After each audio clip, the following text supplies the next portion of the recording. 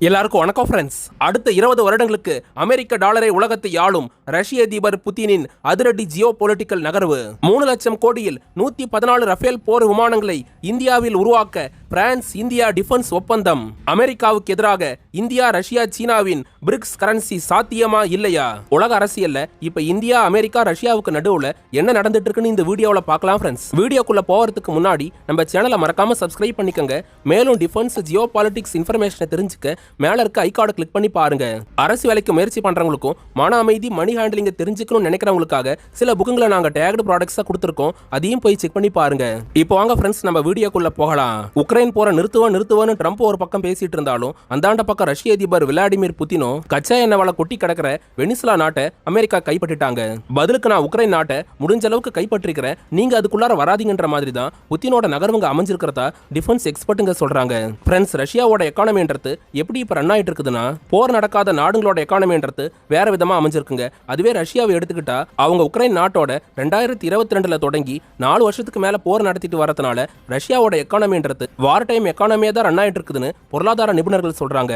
India, Pakistan, அதுக்கப்புறம் வடகொரியா, தென்கொரியா மாதிரியான நாடுங்களா ஒருவேளை நேரடியா போர்ல ஈடுபடுற பட்சத்துல இந்த நாடுகளால 6 மாசத்துக்கு மேல தொடர்ந்து போர் நடத்திக்கிட்டு இருக்க முடியாதுங்க.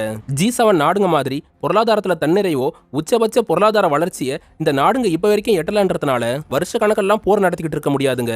அதுவே ரஷ்யாவை எடுத்துக்கிட்டா அவங்க 30 வருஷத்துக்கு முன்னாடி இருந்தே வல்லரசு நாடா இருக்கிறதுனால அவங்களால உக்ரைனுக்கு எதிரான போற அமெரிக்கா, அதுக்கப்புறம் ஐரோப்பிய நாடுங்களா ஆயிரக்கணக்கான பொருளாதார தடைகளை குத்தி விட்டும் ரஷ்யா அதையும் மீறி தான் இப்ப வரைக்கும் அவங்களோட நாட்டை ரன் பண்ணிக்கிட்டு இருக்காங்க. இப்போதைக்கு ரஷ்யாவில் வார் டைம் எக்கானமி ரன் ஆயிட்டு இருக்கிறதுனால அந்த நாட்டோட பொருளாதார வளர்ச்சின்றது ரொம்ப அதிகமா இருக்கிற மாதிரி தெரியுங்க. அதுவே போர் நின்னதுக்கு அப்புறம் அவங்களோட பொருளாதாரம் தடுமாறதுக்குமே அதிகமான வாய்ப்புங்க இருக்கிறதா தான் எக்ஸ்பர்ட்டுங்களும் சொல்றாங்க. இது மட்டும் இல்லாம வார் டைம் எக்கானமியே வருஷ கணக்கில் ரன் பண்ணிக்கிட்டு இருக்கிறதும் ஒரு நாட்டுக்கு ரொம்ப சிரமமான விஷயங்க. இதனால தாங்க ரஷ்ய அதிபர் புதின் இந்த 2026ல ஜியோ பாலிடிக்ஸ்ல இப்ப வரைக்கும் ரஷ்யா பயணிச்சுக்கிட்டு இருக்க அந்த பாதையில திடீர்னு ஒரு யூட்டன் அடிக்கிற மாதிரியான புது நகர்வை இப்ப அவர் கையில் எடுத்திருக்காரு. புதின் அப்படி குளோபல் மீடியாஸ் கிட்ட என்னதான் சொல்லிருக்காருன்னா, எண்ணெய் வர்த்தகத்துல பெரிய அளவுல ஆதிக்கம் செலுத்திக்கிட்டு இருக்க டாலரோட ஆதிக்கத்தில இருந்து விடுபடுற விதமா டாலரைசேஷனை கையில் எடுக்கிறதா சொல்லியிருந்த ரஷ்யா இப்ப அதுல ஒரு சின்ன மாற்றமா அமெரிக்க அதிபர் ட்ரம்போட சமாதானமா போகலாம், இது மட்டும் இல்லாம டாலர்ல வர்த்தகம் பண்ணலாம்னு முடிவு பண்ணிருக்கிறதா புதின் சொல்லிருக்காருங்க. பிரிக்ஸ் கரன்சி கையில் எடுக்க போறதா சொல்லிட்டு இருந்த புதின் இப்ப அமெரிக்க டாலர் பக்கம் திரும்பி இருக்கிறத பத்தி டிஃபென்ஸ் எக்ஸ்பர்ட்டுங்க என்ன சொல்றாங்கன்னா, ஏற்கனவே 4 வருஷமா நடந்துகிட்டு இருக்க உக்ரைன் போற இந்த 2026க்கு அப்புறமும் நடத்துற எண்ணத்துல புதின் இல்லங்க. ரஷ்யாவோட எக்கானமின்றது வார் டைம் எக்கானமியாவே ரன் ஆயிட்டு இருக்கிறது ரஷ்யாவோட பொருளாதாரத்துக்கு நல்லது இல்ல. இது மட்டும் இல்லாம ரஷ்யாவோட ஆயில் வர்த்தகத்தை முடக்கிறதுக்கு ட்ரம்ப் அவரால் முடிஞ்ச எல்லா காரியத்தையும் தொடர்ந்து பண்ணிக்கிட்டு இருக்காரு. இதோட சேர்த்து உக்ரைன் போரை நிறுத்துறதுக்கு புதின் அவ்வளவு சீக்கிரம் சம்மதிக்க மாட்டாருன்றதுனால இந்த 2026 தொடங்கின 1.5 மாசத்துக்குள்ளாரியே ரஷ்யன் ஃபெடரேஷனுக்கு எதிராக அமெரிக்க அதிபர் ட்ரம்ப் புதுசா சில எக்கனாமிக் சாங்ஷன்ஸை போட்டிருக்கிறதா குளோபல் மீடியாவா இருக்க ராய்டர்ஸ் செய்தி வெளியிட்டிருக்காங்க. 25 வருஷமா ரஷ்யாவோட அதிபரா இருந்துகிட்டு இருக்க புதின் ஜியோ பாலிடிக்ஸை கரைச்சி குடிச்சவர்ன்றதுனால உலகம் இயங்கிட்டு இருக்க வேர்ல்டு ஆர்டர்ல அப்பப்ப மாற்றங்களை கொண்டு வந்துகிட்டு இருக்க புதின் உக்ரைனுக்கு எதிரான போற ஒரு பக்கம் நடத்திக்கிட்டே அமெரிக்க அதிபர் ட்ரம்போட சமரசமாகறதுக்கான நகர்வுகளை ரஷ்யா இப்ப தொடங்கி இருக்காங்க. உக்ரைன் போர் நிறுத்த பேச்சுக்காக அலாஸ்காவில் வச்சு 2025ல புதினும் ட்ரம்பும் நேர்ல சந்திச்சிருந்தாங்க. அந்த பேச்சுவார்த்தையில உக்ரைன் சீஸ் ஃபயரை பத்தி பேசியிருந்தாலும் அமெரிக்காவும் ரஷ்யாவும் அவங்க 2 நாட்டுக்குள்ளார இருக்கிற விவகாரங்களை பத்தி தான் அதிகமா பேசிக்கிட்டு இருந்தாங்க. இப்ப 2026ல அமெரிக்காவுக்கும் ரஷ்யாவுக்குமான அணு ஆயுத கட்டுப்பாடு ஒப்பந்தமா இருக்க ஸ்டார்ட் ஒப்பந்தத்தையுமே 2 நாடுங்க புதுப்பிக்க வேண்டிய கட்டாயம் இருக்குது. இது மட்டும் இல்லாம ரஷ்ய நிறுவனங்கள் அமெரிக்காவிலையும் அமெரிக்க நிறுவனங்கள் ரஷ்யாவில் செயல்படுறதுக்கு இப்ப வரைக்கும் நீடிச்சுக்கிட்டு இருக்க தடையை அடியோட உடச்செறிஞ்சிட்டு ரஷ்யாவும் அமெரிக்காவும் ஒன்னா சேர்ந்து செயல்படுறதுக்கு புதின் சம்மதிச்சிருக்கிறதா தகவல் வந்திருக்குங்க. அமெரிக்கா போர் நடத்தி கைப்பற்றின வெனிசுலா நாட்டோட கச்சா எண்ணெயை அமெரிக்க நிறுவனங்களை வச்சு சுத்திகரிச்சு அதை இந்தியா உட்பட பல நாடுகளுக்கு ஏற்றுமதி பண்ணணும்னு ட்ரம்ப் அரசாங்கம் ஆசைப்படுறாங்க. இதோட ஒரு பார்ட்டா தான் இந்தியாவோட வர்த்தக பேச்சுவார்த்தையில் ஈடுபட்டு இருக்க அமெரிக்க அரசாங்கம், நீங்க ரஷ்யா கிட்ட இருந்து கச்சா எண்ணெய் வாங்கிக்கங்க, அதனால எங்களுக்கு பிரச்சனை இல்ல, இருந்தாலும் அமெரிக்கா கிட்ட கொஞ்சம் அதிகமா வாங்குங்கன்ற மாதிரி இந்தியா கிட்ட ட்ரம்ப் கேட்டுக்கிட்டு இருக்காருங்க. 2024-25ல நடந்த பிரிக்ஸ் மாநாட்டப்ப ரஷ்ய அதிபர் புதின் பிரிக்ஸ் நாடுகளுக்குள்ளார வர்த்தகம் பண்றதுக்கு பிரிக்ஸ் கரன்சின்ற பேர்ல புது கரன்சியை கொண்டு வந்து டாலருக்கு எதிராக டாலரைசேஷனை வேகமா முன்னெடுக்கணும்ன்ற மாதிரி அப்ப அவர் பேசியிருந்தாருங்க. புதினோட இந்த நகர்வுக்கு சீனா தாங்க அப்ப ஆறாவரமா கை தட்டினாங்க. அதுக்கு என்ன காரணம்னா, ரஷ்ய அதிபர் புதின் புதின் ஒருவேளை டாலரை வீழ்ச்சி அடைய வச்சா அப்ப சீனாவோட கரன்சியா இருக்க யுவானுக்கு பெரிய அளவுல மதிப்பு கிடைக்கும்னு அவங்க நினைச்சாங்க. ஆனா அப்பயே இந்தியா என்ன சொல்லிட்டாங்கன்னா 140 கோடிக்கு அதிகமான மக்கள் தொகையோட ஜனநாயக நாடா செயல்பட்டுக்கிட்டு இருக்க இந்தியாவால டாலர் உட்பட எந்த கரன்சிக்கு எதிராகவும் செயல்பட முடியாது.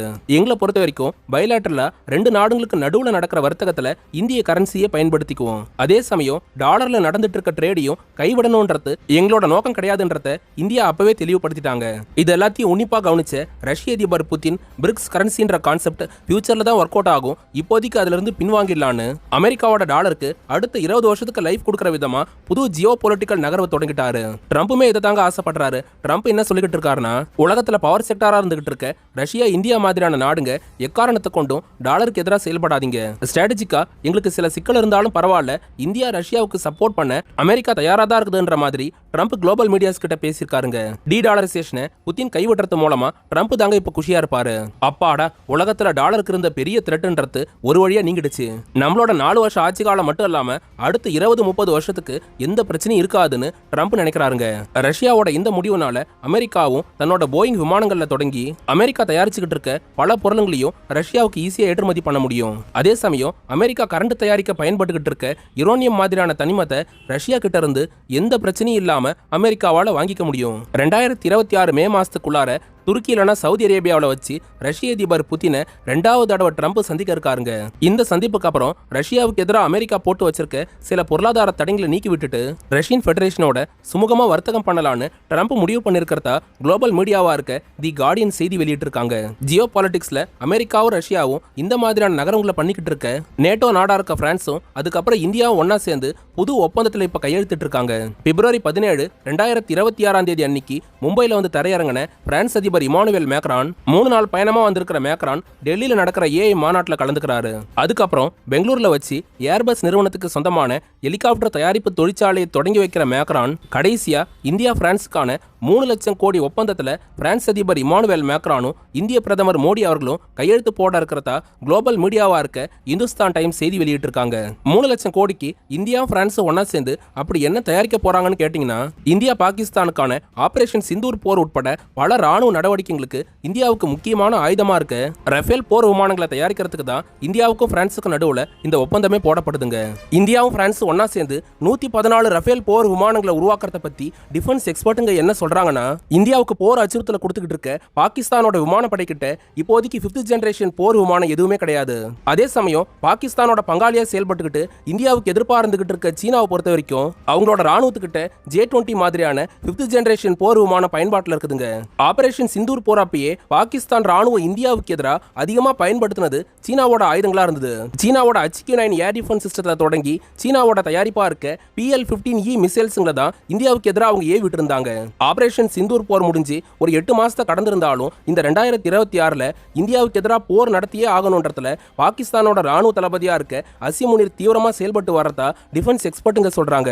இந்தியாவை எப்படியாவது தாக்கணும்ன்ற எண்ணத்தோட தான் அசிம் முனீர் அமெரிக்க அதிபர் ட்ரம்ப் கிட்ட இருந்து எப்படியாவது F-35 5th ஜெனரேஷன் போர் விமானத்தையோ இல்லைன்னா இப்ப வரைக்கும் பாகிஸ்தானுக்கு கடனை படி அளந்துகிட்டு இருக்க சீனா கிட்ட கெஞ்சி கூத்தாடியாவது இந்தியா மேல படையெடுத்து அவங்கள ராணுவ ரீதியா எப்படியாவது பலவீனப்படுத்துறோம், எங்களுக்கு J-20 போர் விமானத்தை மட்டும் கொடுங்கன்னு பாகிஸ்தான் ராணுவம் ஒரே நேரத்தில் அமெரிக்கா கிட்டையும் சீனா கிட்டையும் பேச்சுவார்த்தை நடத்திட்டு வர்றதா குளோபல் மீடியாவா இருக்க தி அசோசியேட்டட் பிரஸ் செய்தி வெளியிட்டு இருக்காங்க. ஒரு பக்கம் பாகிஸ்தான், இன்னொரு பக்கம் சீனான்னு 2 பக்கமும் இந்தியாவுக்கு ராணுவ ரீதியா தலைவலி இருந்துகிட்டே இருக்கிறதுனால தான் இந்தியா உள்நாட்டு தயாரிப்பா AMCA ப்ராஜெக்ட்ல 5th ஜெனரேஷன் போர் விமானங்களை உருவாக்க முயற்சி பண்ணிட்டு வந்தாலும் AMCA ப்ராஜெக்ட் கம்ப்ளீட் ஆகிறதுக்கு 2040 வரைக்கும் எடுக்குன்றதுனால இந்தியாவுக்கு நெருங்கிய நட்பு நாடுகளா இருக்க 2 நாடு கிட்ட இருந்து இந்தியா போர் விமானங்களை வாங்கலாம்னு முடிவு பண்ணிட்டாங்க. ஒரு 20 வருஷத்துக்கு முன்னாடிலாம் மற்ற நாடு கிட்ட இருந்து இந்தியா போர் விமானங்களை அப்படியே இறக்குமதி பண்ணுவாங்க. இப்போ அந்த மாதிரியான விஷயங்களை இந்தியா பண்றது இல்லைங்க. அதுக்கு மாற்றா டெக்னாலஜி டிரான்ஸ்ஃபர் மூலமா 2 நாடுகளும் ஒன்னா சேர்ந்து உருவாக்குற மாதிரி தான் இந்தியா இப்போ ஒப்பந்தங்களே போடுறாங்க. அந்த அடிப்படையில் 2026 2 போர் விமானங்களை இந்தியா உள்நாட்டிலே உருவாக்க இருக்காங்க. ஒன்னு ரஷ்யாவோட 5th ஜெனரேஷன் போர் விமானமா இருக்க Su-57 போர் விமானங்களை டெக்னாலஜி டிரான்ஸ்ஃபர் மூலமா இந்தியா உள்நாட்டிலே உருவாக்க இருக்காங்க. அடுத்ததா இப்போ பிரான்ஸ் அதிபர் மேக்ரானோட கையெழுத்தா இருக்க 3 லட்சம் கோடி ப்ராஜெக்ட்ல 4.5 ஜெனரேஷன் ஃபைட்டர் ஜெட்டா இருக்க ரஃபேல் போர் விமானங்கள்ல 96 போர் விமானத்தை இந்தியா டெக்னாலஜி டிரான்ஸ்ஃபர் மூலமா இந்தியாவிலே தான் உருவாக்க இருக்காங்க. மிச்சம் இருக்கிற போர் விமானங்களை மட்டும் பிரான்ஸ் அவங்க நாட்டிலே தயாரிச்சு இந்தியாவுக்கு ஏற்றுமதி பண்ணுவாங்க. இப்ப இந்திய விமானப்படையில 114 ரஃபேல் போர் விமானங்கள் இணையிறது சீனாவோட பாகிஸ்தானோட வயிற்றுல தான் புலியை கரைச்சிக்கிட்டு நடந்துகிட்டு இருக்குதுன்னு டிஃபென்ஸ் எக்ஸ்பர்ட்டுங்க சொல்றாங்க. ரஃபேல் போர் விமானங்கள் இந்தியாவுக்கு கேம் சேஞ்சரா இருக்குமா? நீங்க என்ன நினைக்கிறீங்கன்றத கமெண்ட்ல பதிவு பண்ணுங்க. இதோட இந்த வீடியோவை முடிச்சுக்கிறாங்க. அப்புறம் ஃப்ரெண்ட்ஸ், நிறைய ஆர்டிகல்ஸை படிச்சு தகவல் திரட்டி ஸ்கிரிப்ட் ரைட் பண்ணி தான் நாங்க இந்த வீடியோஸை உங்களுக்கு கொடுத்துட்டு இருக்கோம். எங்களுக்காக நீங்க பண்ற ஒரு சின்ன உதவி என்னன்னா சப்ஸ்கிரைப் பண்றது தாங்க. மேலும் உதவ நினைச்சீங்கன்னா யூடியூப்ல கொடுக்கப்பட்டிருக்க சூப்பர் தேங்க்ஸ் ஆப்ஷன் மூலமாவோ இல்லைன்னா ஸ்கிரீன்ல தெரியுற QR கோடை ஸ்கேன் பண்ணி உங்களால முடிஞ்ச ஹெல்ப்பை எங்களுக்கு பண்ணலாம் ஃப்ரெண்ட்ஸ். அரசு வேலைக்கு முயற்சி பண்றவங்களுக்கும் மணி ஹேண்டலிங், மன அமைதி தெரிஞ்சுக்கணும்னு நினைக்கிறவங்களுக்காக சில புக்குங்களை நாங்க டேக்டு ப்ராடக்ட்ஸா கொடுத்துருக்கோம். அதையும் போய் செக் பண்ணி பாருங்க. உலக அமைதியை பத்தி பேசுற வல்லரசுங்களோட அதிபருங்க போருங்களை கைவிட்டு மக்களுக்கான அடிப்படை தேவையா இருக்க கல்வி, உணவு, இருப்பிடத்துக்கு முக்கியத்துவம் கொடுக்கணுங்க. அடுத்து ஒரு டிஃபென்ஸ் ஜியோ பாலிடிக்ஸ் தகவலோட நாளைக்கு உங்களை வந்து சந்திக்கிறேன். அது வரைக்கும் உங்ககிட்ட இருந்து விடை பெறுவது ஆல் இன் தமிழ்.